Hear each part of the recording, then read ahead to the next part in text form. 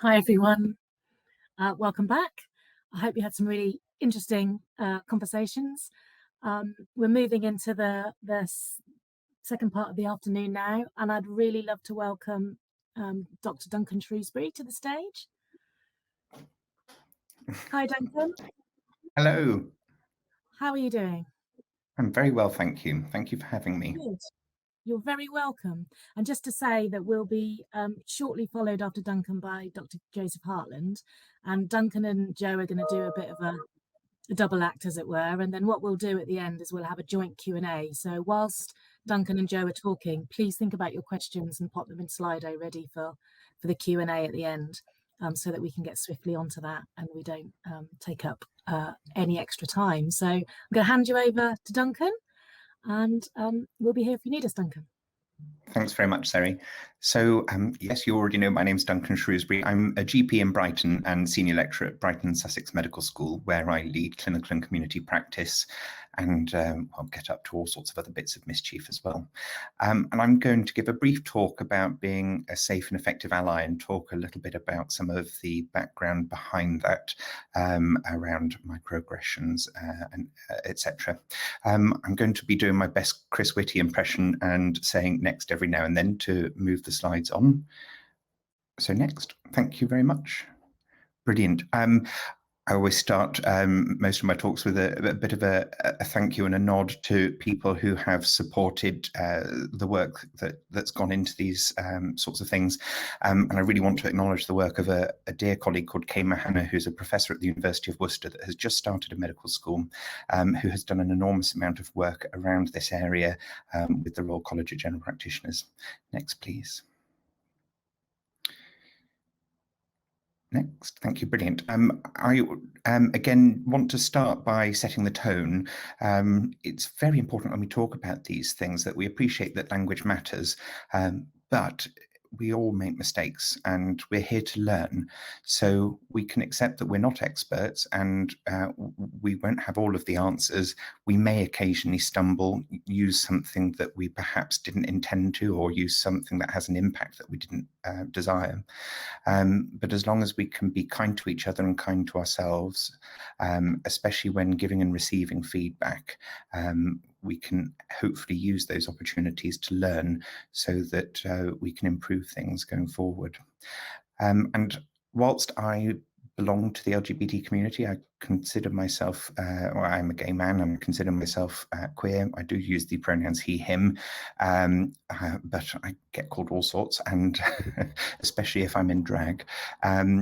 But my lived experience is limited to what I've been through, and I can't claim the lived experience of people who I may refer to in conversation or through talking about this. Next, please. So just touching on overt discrimination and prejudice, which is possibly something that might have been covered earlier on today, but just so that we've got some basic definitions to move on with. So discrimination is when somebody's treated unfairly due to a protected characteristic such as age, ability or disability, gender status, marital or relationship status, pregnancy, race, religious beliefs, sex, and sexual orientation. It's unlawful, and these protected characteristics are protected in law as codified in the Equality Act from 2010. Now, there can be sort of individual discrimination where one person is discriminatory against another, but there can also be structural inequalities that discriminate against individuals. And that's where an institutionalized convention, the way things are done, operate differentially for people from one group to another. And that means that one group is differently able to access opportunities to participate in that than another. And a good example of this might be when certain CPD activities are always scheduled for a time, or a meeting is always scheduled for a time where people with caring responsibilities are always going to be excluded from that opportunity. Prejudice is a feeling towards a person based on their perceived group membership. Prejudice against me might be because of the perceived membership, my perceived membership of the LGBT community. The word is often used to refer to preconceived evaluations based on a stereotyped sort of group characteristic. In my case, possibly wearing fancy earrings or having slightly different coloured hair. Now, this relates to unconscious bias, which is an implicitly held belief about a person or a particular group that influences the way that that group is seen, and the way that group might be perceived or understood or interacted with. If we can move on, please, that'd be great.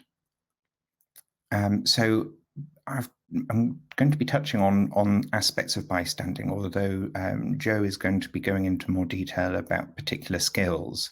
But you may have heard of the term before, and essentially what it relates to is taking power in a particular moment, or using power in a particular moment. And an example of one of those moments might be when you have heard one of these examples. No, where are you really from? Oh, it's great that you've done this well, given that you've got kids. Oh, you speak English so well. Or, gosh, oh, it's such a waste that you're gay. Or, I want to see an English doctor. Those are all things that are unacceptable, but we all may have experienced them either to ourselves or having heard them expressed towards a colleague or friend. And when you're in those sorts of moments, there are some decisions to be made. Bystanding doesn't always mean that you have to jump in at that moment in time. Next slide, please. I'll be coming back to bystanding in a bit, but I want to touch on some of the examples that we've just covered. Some of those might be considered a microaggression. Some of them might be considered an overt act of aggression. But if you haven't heard the term before, microaggressions are brief, everyday exchanges that send denigrating, so negative messages to a certain individual based on their group membership. You may often hear that nothing was intended. I didn't mean it like that. And we may be ignorant as to what the implications of what we say are, but that doesn't excuse the fact that sometimes we can say things that are hurtful and damaging, and we need to be accepting of that and need to be ready to learn, grow and change. I'll revisit the notion of privilege in a bit, but essentially in these instances, our privileges can create a blind spot so that we don't necessarily see how it could have been received, how it might otherwise be intended. And so that's one of the reasons why sometimes we don't realize that what we might have said could have caused damage. But what we do, what we see and what we believe is shaped by our own experiences, our cultures and our values. And that creates sort of filters through which we go through seeing and experiencing life. It's not your fault, but privilege, which everybody will have one set of filters compared to another. Somebody else's filters will be set totally differently. And sometimes perhaps using the term filters rather than privilege can be a little more helpful to try and understand what it actually means. Let's move on, please.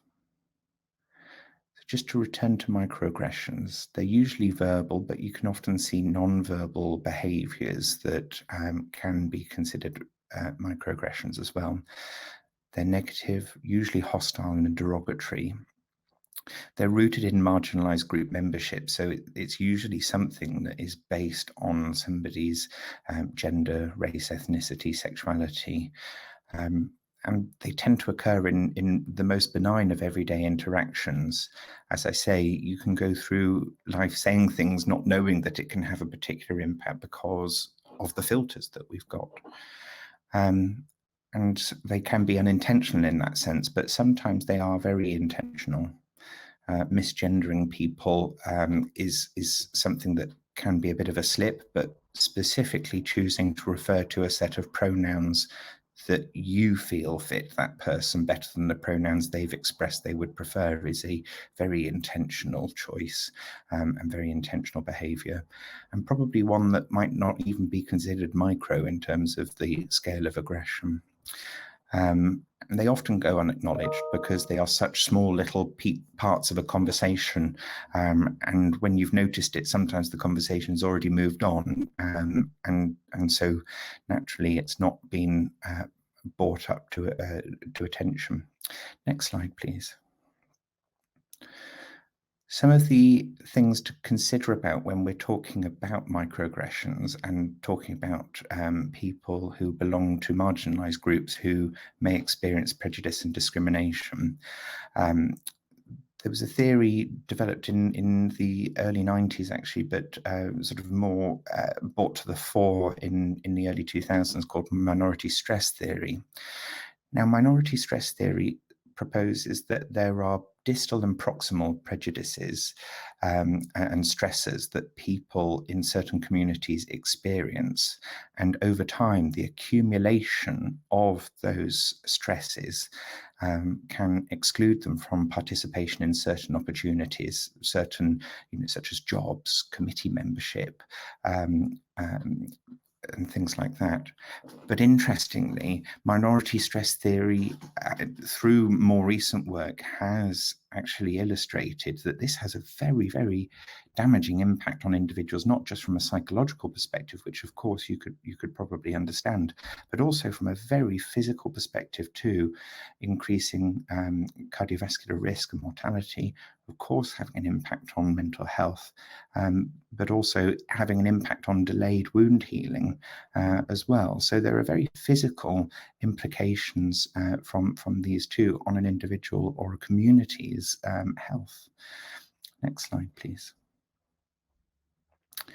So I mentioned that privilege can sometimes be considered a filter or a set of filters that we've got. And another way of helping to understand what it means when we say check your privileges is to try and consciously become aware of your blind spots. You only see what you shine a light on in the dark, and that's essentially what we're trying to refer to there. And so intentionally spending time working out what you haven't shone a light on, what your filters don't allow you to be aware of, and bringing intentionality to the study of that so that you can develop yourself as an individual, work out how your own characteristics influence that and how you can address some of those gaps or interact with people in a way that helps them keep an eye on your blind spots for you. Next slide, please. So I mentioned about sort of intervening and things in the heat of the moment. And I think one of the things I want to really stress is the importance of any response to any situation, like when we're being taught basic life support. The first and primary focus should be safety. And is the situation safe, psychologically safe, physically safe, for the individual affected or for the whole group? I just had an interaction on Twitter with somebody who said that they were in a handover where a consultant was saying that something derogatory about people who they assumed was gay, and the person who was saying this on Twitter is a member of the LGBT community, and was berating themselves for not having jumped in and intervened in that situation. And we know that there are power differentials that make that totally impractical in some of our situations that we as clinicians and that our trainees may find themselves in. So first of all, work out what's safe to do in that moment, recognize a potentially harmful situation or interaction and choose to respond in a way that could positively influence the outcome safely. Being an ally doesn't mean that you have to jump in at the moment. The psychological and physical safety is paramount. And what action would be helpful? Sometimes the best person to ask that is the person being affected, and you can simply say after the matter, I noticed this and I'm not quite sure how to help. Is there something you think I can do to support you? And sometimes that might be to support in terms of a witness to a complaint, or sometimes it's just being there and acknowledging. When would that interaction and intervention be most constructive? often not necessarily in the heat of the moment. The aim of any action is generally to be supportive and restorative to the victim, but also to help initiate a change in behaviour in the wider system. Next slide, please.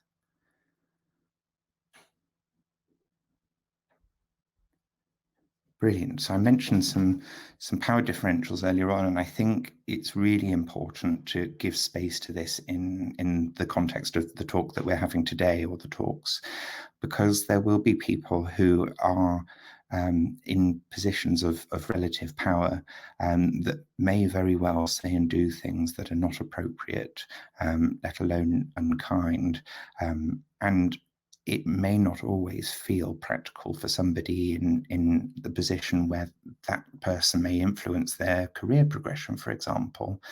It may not feel appropriate to step in. And this is where the strength of allyship really comes in, and people almost sort of clubbing together to support and bear witness to these sorts of things, so that things can be escalated using the appropriate means, but after the fact, and usually in a way that supports and protects their personal sense of safety. Next slide, please. So counter to microaggressions, we've got almost what can be considered a bit of an antidote, of the micro-affirmations. These are small acts that convey positive regard and inclusion for people, and they are usually verbal, such as respecting somebody's pronouns, either by using the pronouns they've expressed or asking them, what are your preferred pronouns? I recently went and had a tattoo in a new tattoo studio in Brighton. And it's funny, I'm absolutely covered in tattoos, but I'm still very nervous whenever I go to a new tattoo parlor, because you have this feeling of, gosh, I don't quite belong here.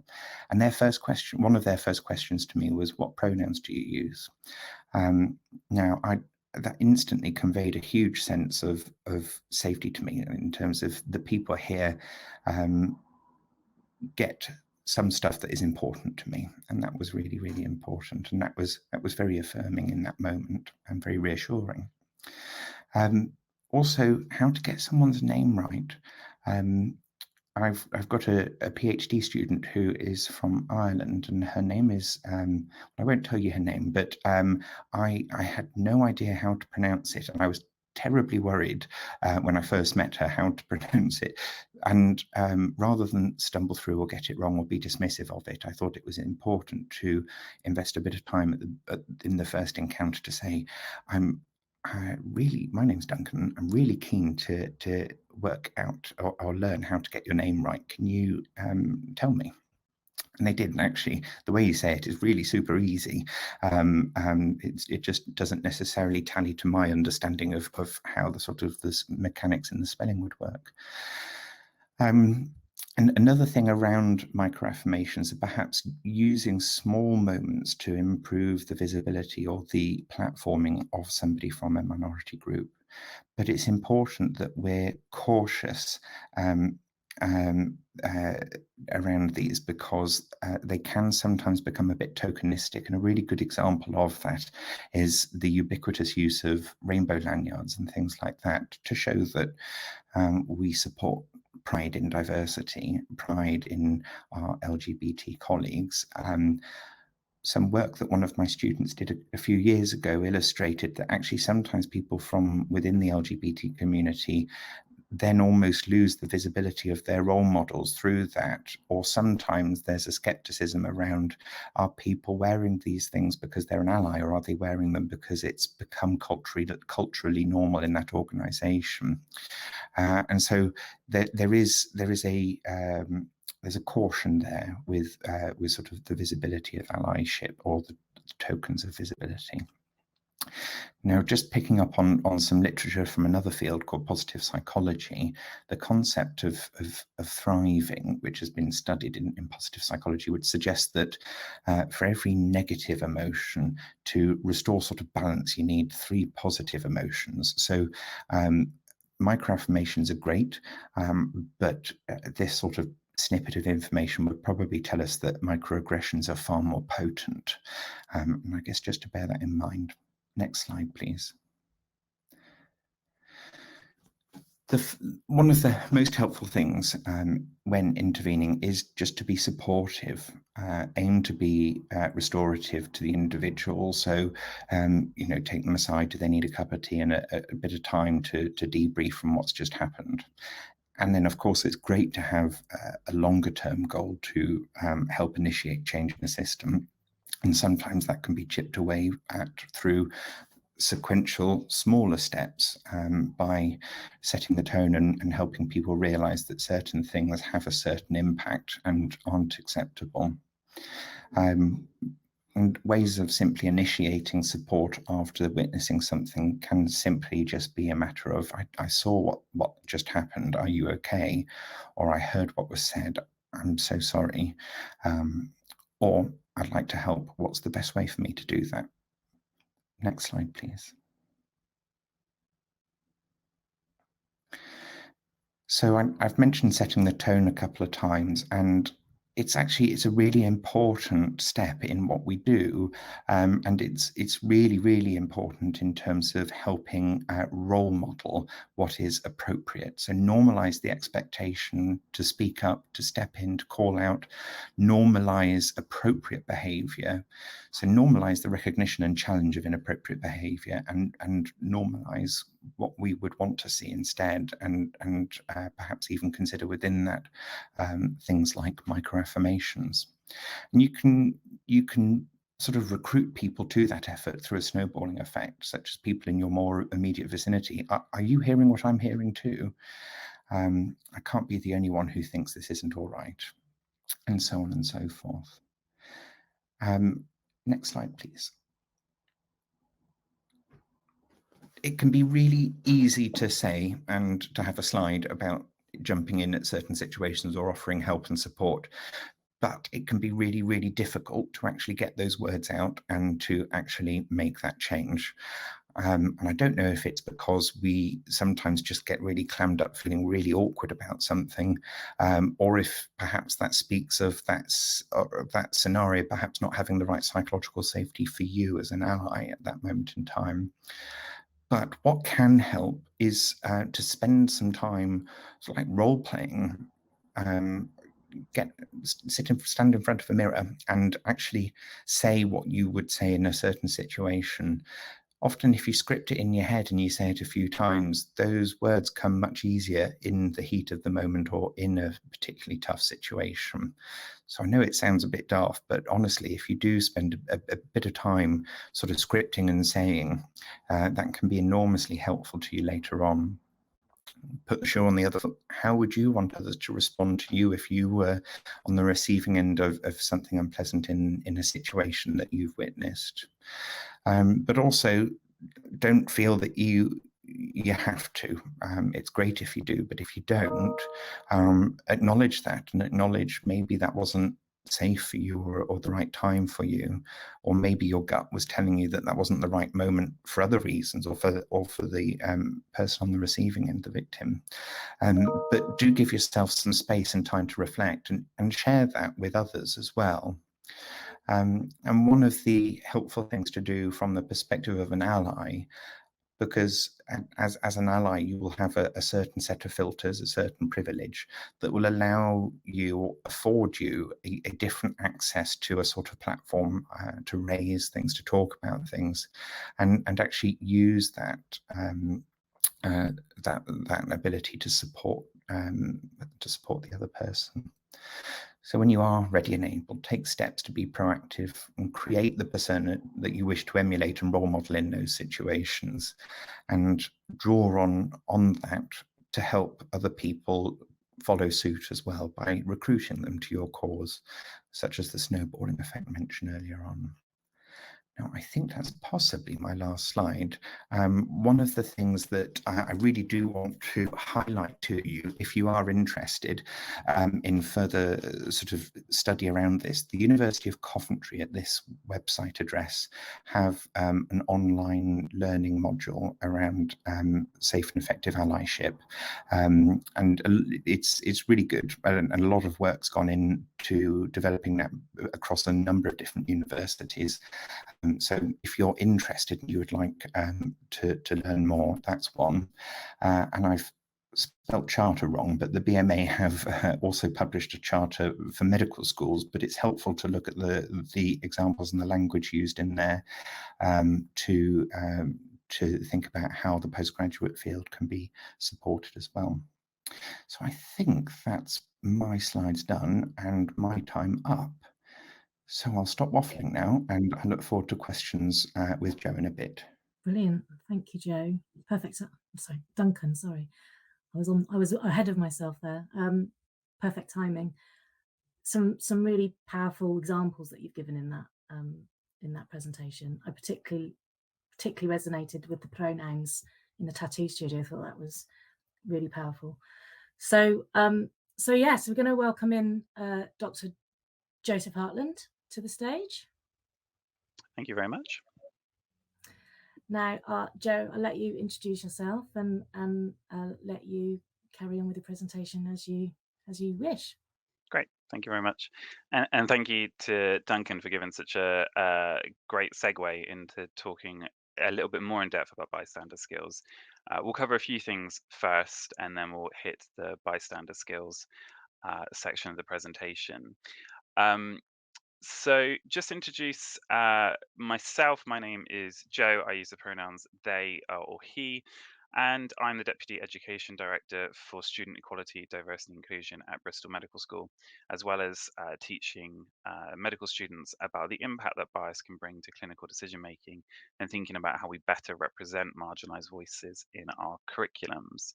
And we're going to think a little bit about what safe and effective bystander skills can look like in a bit more depth now. If I could have the next slide. So, as Duncan did, I want to just kind of tell you a little bit about the lens through which I see the world, because that's quite relevant to this presentation. As I talk about experiences, harassment, and discrimination, I'm not talking to you as someone who's never experienced them, but I'm also not talking to you as someone who's experienced all forms. The lens through which I see the world is I am a doctor. I qualified in 2013 and then I left the NHS in 2018.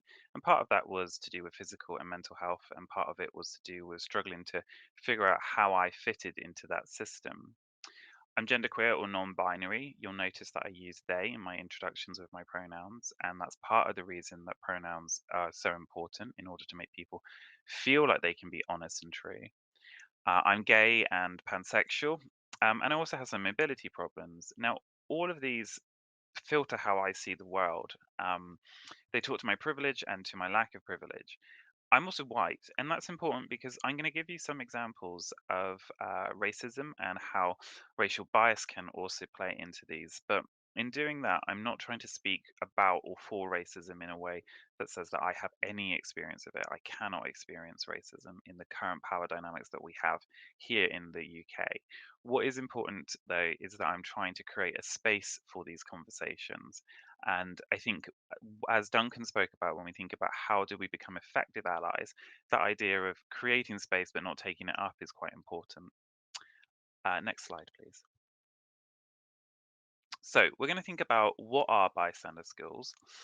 Why do they matter? Because the why is quite important. Why are we even going to begin to confront and try to educate when we think about difficult behaviors?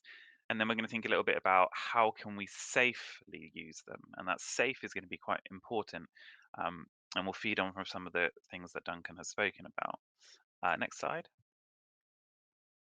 So what are they? Well, bystander skills are techniques that we can employ to act when we are faced with forms of harassment and discrimination.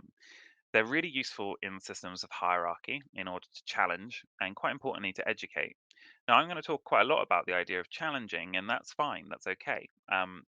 But often with bystander skills, what we also want to do is give people the opportunity to learn, because that's the only way that we'll ever see long-lasting change. And there's 5 different skills that we're going to talk about today. Next slide.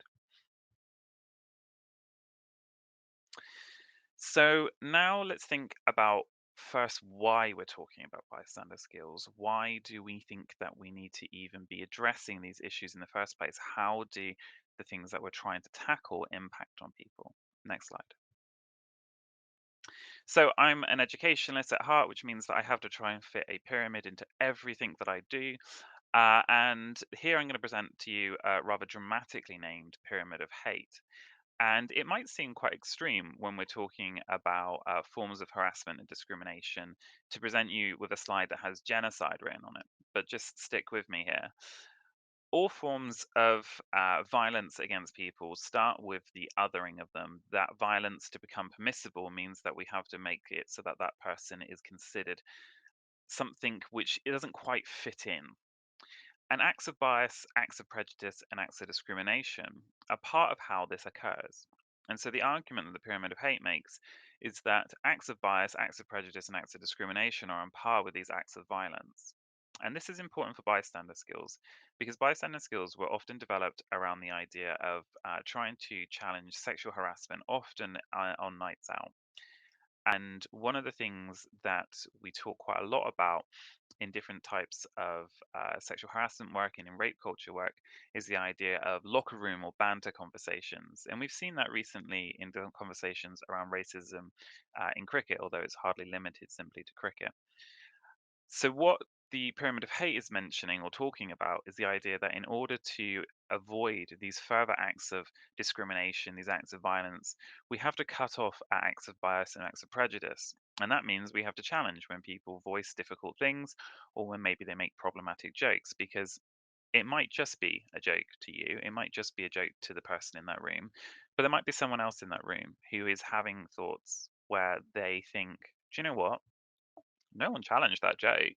Maybe the way I'm thinking, the way I'm behaving, the way I treat this person, the way I maybe treat them in regards to my verbal language, my physical language, maybe that's okay. Maybe it's permissible. And what we need to do is try and cut that off. And I saw some interesting conversations earlier about how can we possibly stop discrimination in employment within surgical trainees. And as much as it is complicated, there are also some really easy answers, and that is stopping certain behaviors and calling it out. I'm not saying doing that is easy, but the solution, stopping those behaviors, is an important one. Next slide, please. So again, I've seen a few things today that I think are quite interesting in regards to how can we possibly make it better for different people. And one of the things that comes up time and time again is the idea of deficit model thinking. And I just want to highlight this because it is really important. When we tackle any form of inequality, one of the things that often happens is that we place the fault or blame or the lack of success for something onto the individual who experiences it. If we think about women in senior leadership positions in an organization, we have very few women in senior leadership positions. So, what we're going to do is we're going to run a women's only leadership course. And that might be useful for a few women at that organization. But what it does is it reinforces to the women in the organization that no one has any leadership skills and therefore they have to train themselves up before they can possibly be a success. And it ignores the fact that it's the systems in place, the promotion criteria is the way it all works that is holding someone back. And so when we think about how do we improve inequalities, and again, I've seen a lot of this being talked about today, so you have to stop putting the emphasis for change on the people who experience the inequality. We have to change the systems and the people who control those systems. Next slide, please. So as I said, why is that relevant? Well, people from marginalized groups should not have to make themselves more palatable or more compliant in order to succeed. We shouldn't have to hide ourselves in order to avoid harassment and discrimination. We shouldn't have to change who we are in order to thrive in a community or in an organization. And bystander skills are a part of the solution to calling out when those sorts of things are happening. Next slide. So as we go and approach the bystander skills, I want you to have a little think about what do you do when you see someone who reports discrimination? How do you react if someone tells you about it? What do you do if you see discrimination actually taking place? Would you recognize it? And what do we do when we accidentally cause discrimination? On the right here, if you can't read it, there's just a cartoon. There's two eagles sitting and talking to each other, and one eagle says, "Do you think the owl is a predator?" "Of course not. He's never bothered me." "Exactly. I've got no idea what Mr. Mouse is going on about." The reason I present that to you is because predatory behavior, aggressive behavior, can sometimes be difficult for you to spot if you live with privilege, as Duncan spoke about earlier, if you never experience those forms of harassment and discrimination. That means we have to listen to people and believe their experiences so that we can then be effective allies in order to help tackle these issues. Next slide, please. You've skipped one, so you go back, thank you. And how do we do that? So there's an interesting sort of analogy for this by Marilyn Fire on an essay on feminism, and she said, if you were to press your face really close against the bars of a bird cage, you might not be able to see the bars. What you probably would see is a bird that's not flying, and maybe from your perspective, you think that bird's choosing to not fly. Next slide. But she argued that if we take a step back and we look at the whole of the picture, what we see is not only individual bars that hold that bird back from flying, but these bars overlap. And this is something called systemic entrapment. And so it's very difficult when we hold privilege for us to be able to step back from the cage, be able to look and see what is holding other people back, what kinds of systemic entrapment are occurring. And that's not really for me to give you all the solutions to how you do that. You're going to have to do some educating yourselves on these topics because a lot of work is already out there that you can begin to investigate. Next slide. Now, identity formation sits at the core of pretty much every healthcare course. This is me in year 2 of medical school. I think I look great. But I didn't look exactly like every other medic on my course. In fact, in year 3, my peers told me that none of them knew my name. They just called me the gay with a piercing. And I felt very unwelcome. I came from a very different socioeconomic background to my peers. I was visibly queer, and I did not feel I was welcomed. My identities did not fit with what it was to be a doctor or to be professional. And so, what do we do? How do we begin to make people feel more valued and legitimized in order to succeed? Because I held a lot of privilege. I'm white. I was relatively able bodied at the time. That means that I was holding those privileges and still felt othered. So, what happens if someone's made to feel unwelcome, unseen, or othered? And how does that play out? Because what are our solutions that we can bring to that? Next slide. So it's our role to change this. We have to help students and our peers feel success is based on merit, not on our gender, not on the color of our skin, not on our sexuality or age. It is based on our skills and what we bring to our jobs. And we have to think about how we create a safe space to achieve for them to achieve and to overcome the barrier that forms of bias, both conscious and deliberate, place on them. Next slide. So before I tell you what bystander skills are, a few quick things to consider, because these are quite important. Next slide. Bystander skills, when we use them appropriately, will often come into conflict with the privilege that Duncan spoke about earlier. This idea that if you don't have to think about something, it's often a privilege. And so when we call out certain behaviors, often what we're doing is reorientating someone's worldview. And that can have quite dramatic effects. Next slide. So, one of the ways that we can think about this in terms of how we challenge race and racism, there's a book by Robin DiAngelo called White Fragility, which does speak to this, although I would recommend How to Be Anti-Racist by Ibram X. Kendi, because it has a slightly more nuanced way of speaking about it, and there are some very fair criticisms of Robin DiAngelo's work. But what white fragility is the way in which white people respond when faced with their participation in either racism or how they benefit from structural racism that exists around them. Next slide. And what they say is that with this fragility, there are feelings that manifest. We feel angry, attacked, insulted, guilty, maybe shamed. And next slide. And these manifest in behaviors. Maybe we argue, we cry, we look for intent that's not there, we deny something has happened, or we withdraw entirely from the conversation. Next slide. What does that achieve? Well, that achieves the thing that we wanted to achieve. It stops us discussing race. It stops us discussing racism and white people's part and benefit from it. So, fragility and defensive behaviors, especially if we see them when we're using our bystander skills, are designed to stop learning and to stop reflection. They maintain systems of comfort over those who are oppressed. So, what we have to also realize is when we use bystander skills, we're going to come into conflict with this. And that's okay. It's kind of scary sometimes, but it's natural that this will happen. And sometimes we have to do something multiple times before someone begins to understand the impact that it's having. Next slide. So then that means we have to think about safety. You can just flick this. I should have taken the animations off this. Please just flick through them until the slide's on. Sorry. Not very helpful when someone else is controlling the slide. Um, so bystander skills come from the domain of sexual assault work. And so they talk a lot about safety on a night out, which was assess for safety, be in a group, care for the victim. Be in a group is interesting. That actually applies anywhere. But when we use bystander skills, what does safety mean to you? Because safety might mean promotion opportunities. Safety might mean whether or not you're going to get signed off for something. Safety might mean the opportunity to access research, go to theatre, who knows? It could be many different things. And that's okay. It's okay to think about your safety before employing bystander skills. But what we do is we now explore them. Hopefully, you'll see that you can always do something. Doesn't mean that you don't do anything. Next slide, please.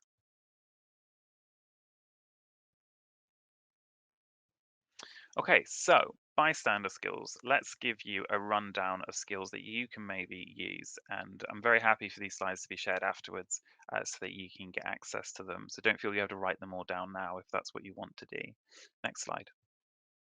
So we're going to use the 5Ds of bystander skills. This is taken from something called the iHoloback project. I just think it's a really useful way of thinking about them.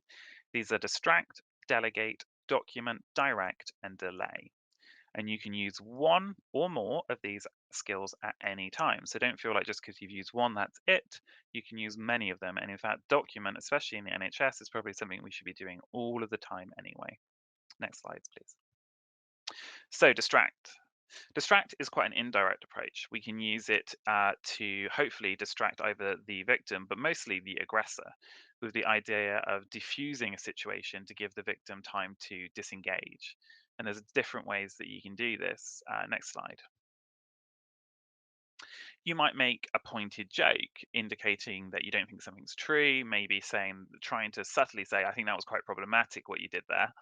You might try to distract the aggressor by having a conversation with them. That might be as simple as asking, do you have the time or whatever?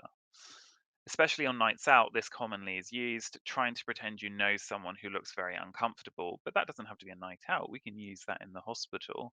Even if we don't know a person who looks like they're being sort of harassed in some way, we can go up to them and sort of give them someone else to witness.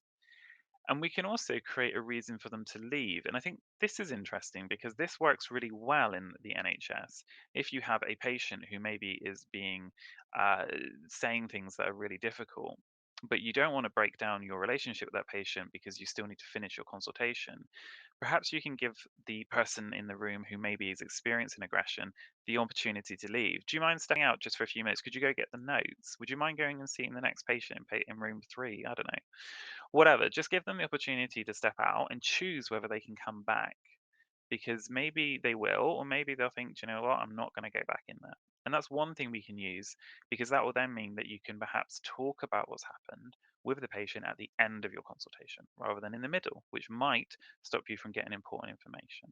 Next slide.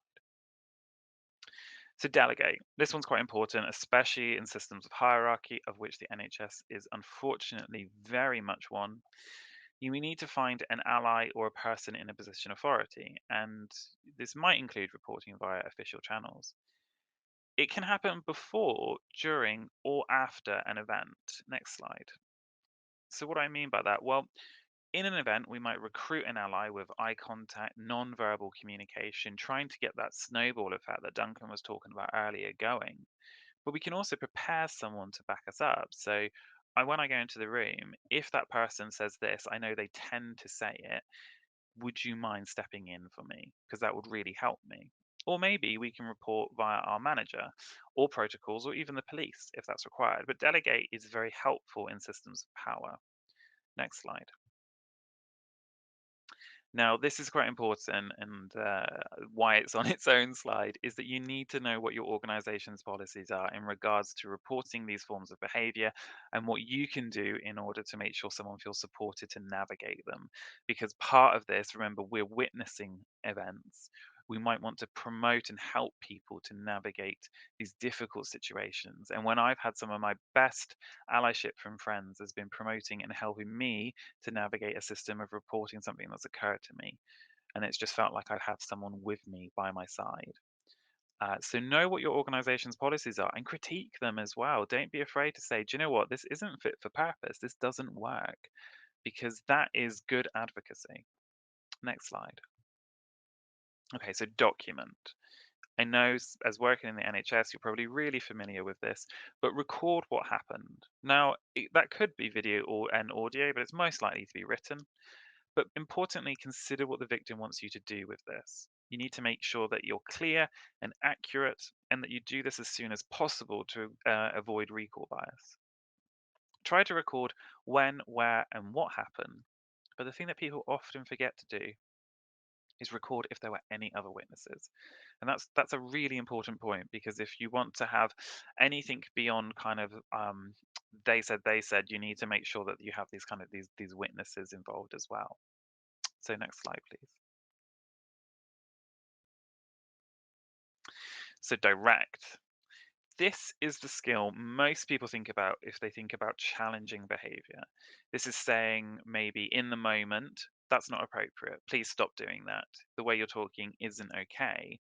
Or it might be saying afterwards, look, listen, the way you spoke to someone earlier was inappropriate because. This has probably the biggest chance of changing norms and creating education, but also has the biggest risk attached to it. And that's okay. You can have other skills if you don't feel safe to use direct. Next slide.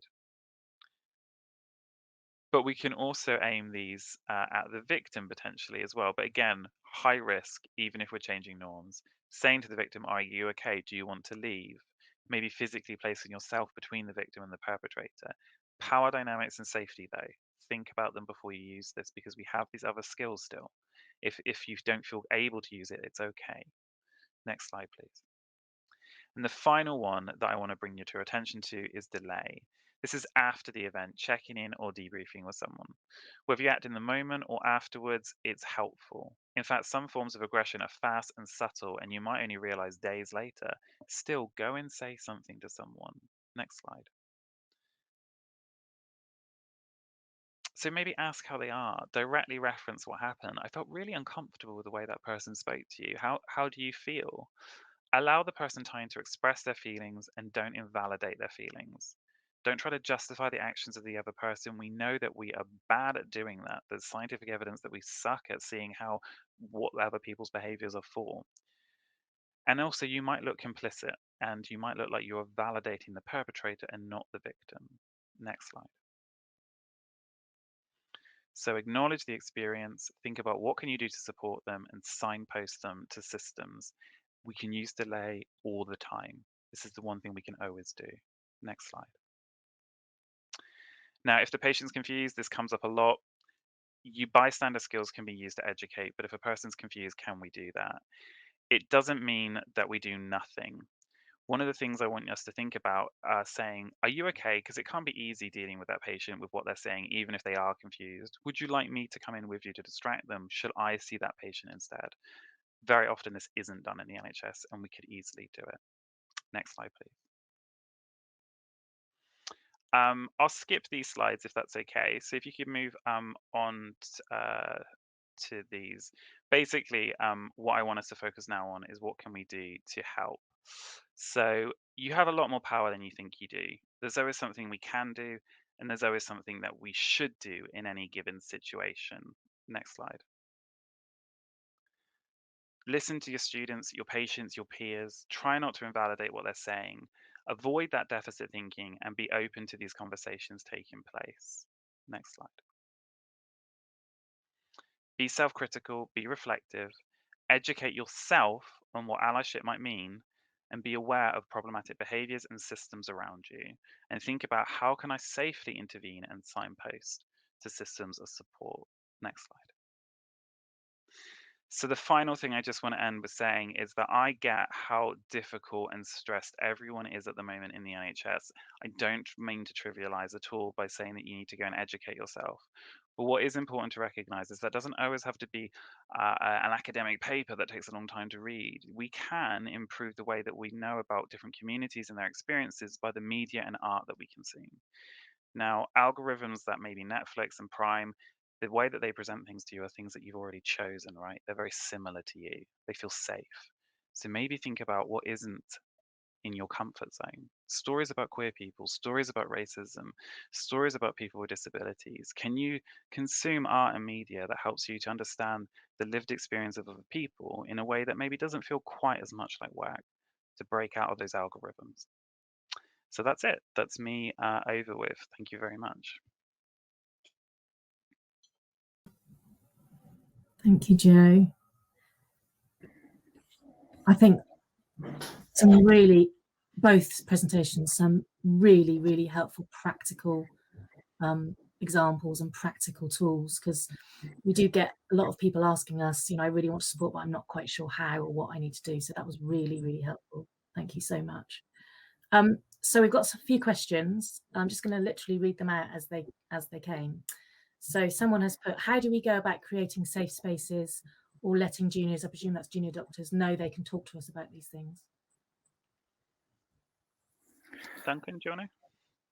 Well, my initial thoughts about that are there will be many examples where people will explicitly state, you can talk to me about anything, but that often then doesn't result in people talking about things. And I think that that is because it's not necessarily either been role modeled or not necessarily really been conveyed that offer has genuine meaning behind it. And of course it probably does in the vast majority of cases, but one of the ways of demonstrating that would be to reflect on those sorts of things yourself. So if you're the person making that sort of offer or trying to create a safe space, bring something to the table that you've witnessed or experienced, or that you want to learn about, and reflect on it in that space, and create that reflective space in which other people can join on that journey, and then it's easier for them to then contribute to your conversation. And oh yeah, no, that happened to me too,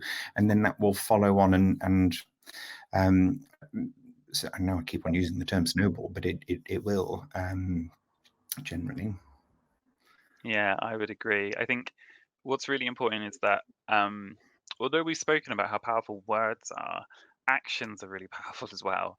And so if you say you do something, say you present yourself as someone who tries to make an inclusive space, a safe space for people, but then you don't follow that through in the way that you actually challenge problematic statements, problematic behavior, that's just false.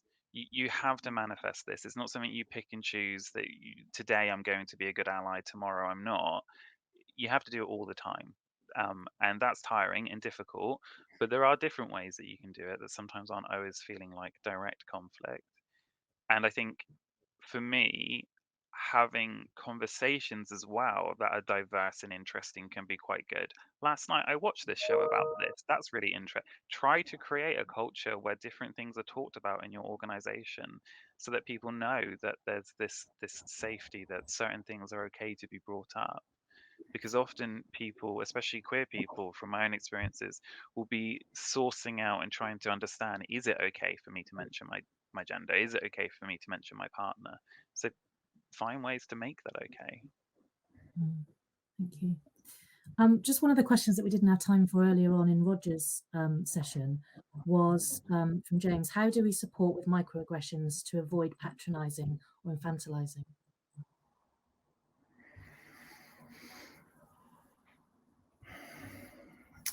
Gosh, that's a good question. I think sometimes you can probably even state, gosh, I don't want what I'm going to say to sound or come across as remotely patronizing.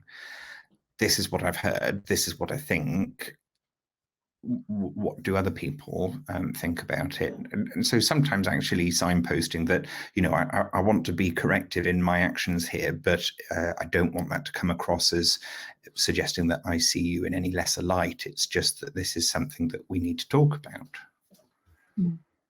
So be really open and honest about how you wish to. Yeah, I think that's so important. I don't think that we should let the worry of that stop us from doing it, because actually navigating it is just by being open and honest and saying, like, I'm not trying to be patronizing, but this is something I read about, I saw, I've heard about, and maybe you're not aware of it, maybe you are, but I just wanted to talk about it, is a lot better than just not doing it at all. I think it's important to acknowledge that sometimes people won't necessarily respond the way you want them to when you're correcting microaggressions, and they may be upset. They may feel that their sense of self has been offended or violated. And I think, as Joe said, really that's not a reason to shy away from it. And if anything, I think sometimes having a sort of culture of support amongst allies, because sometimes if you have upset somebody, you can think, gosh, what have I done wrong there?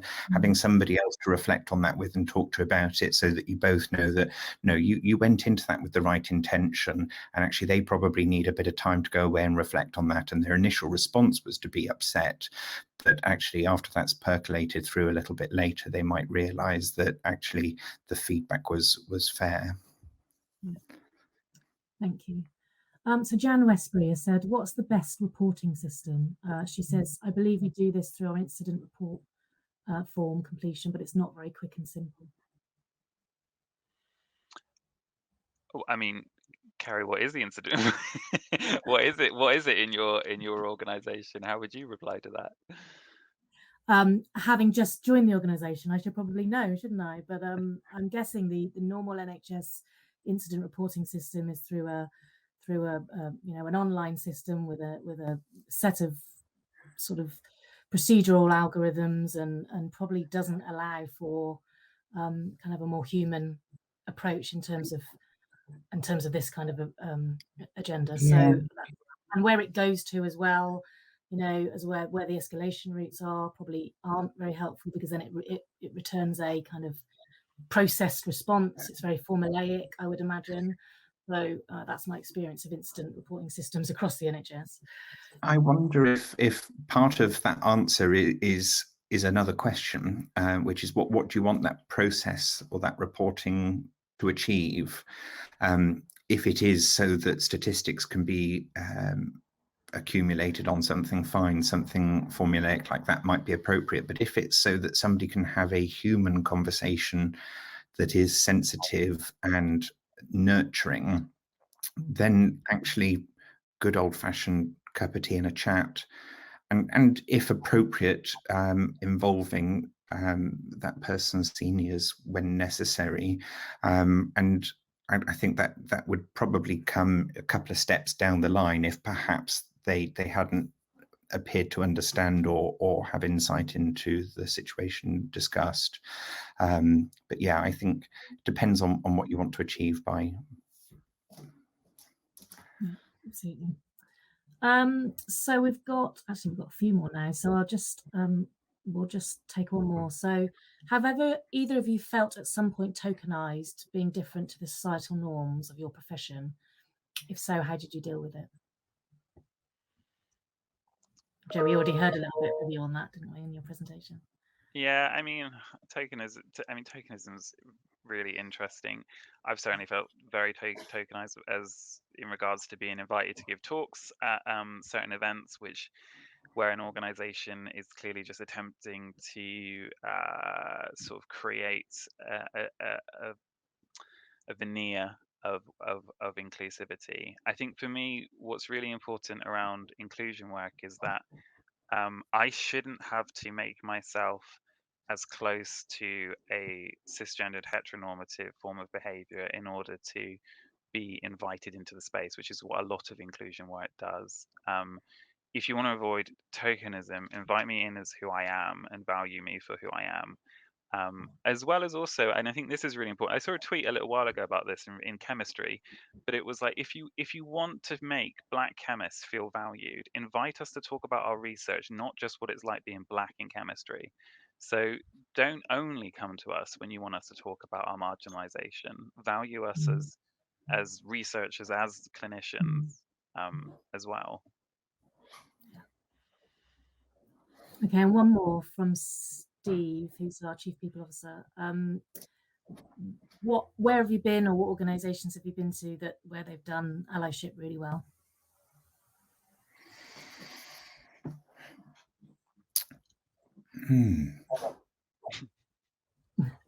That's a good question, and it's a bit sad that I'm not jumping with answers. I think it's possibly something that we're only starting to get better at talking about and expecting, and I think it's something that is yet to be normalised across the landscape in health and social care and in academia. I can say that I feel very valued where I work now, but I don't think across any of the landscapes that I work that I've seen allyship as I would want it to be yet. I think that's fair. I think I've seen examples of good leadership, and I've seen examples of good allies, but I've not seen it at an organizational level.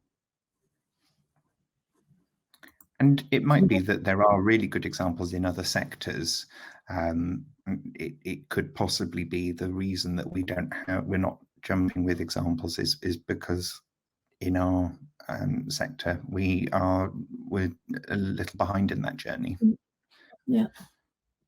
Well, hopefully we can do our best to catch up. Exactly. That's the point of these sorts of things, is to help stoke those conversations.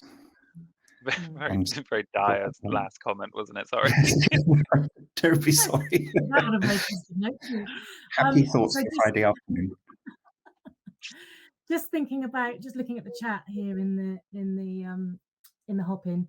I mean, overwhelming thanks for your presentations, and a lot of love for what you've said. So thank you so much for your time and effort that you've put into this afternoon, and we hope to see some more of you as we go on over time. So we'd really appreciate you coming back at some point to support, and we'll be sharing your slides, as you said, so thank you for giving us permission to do that.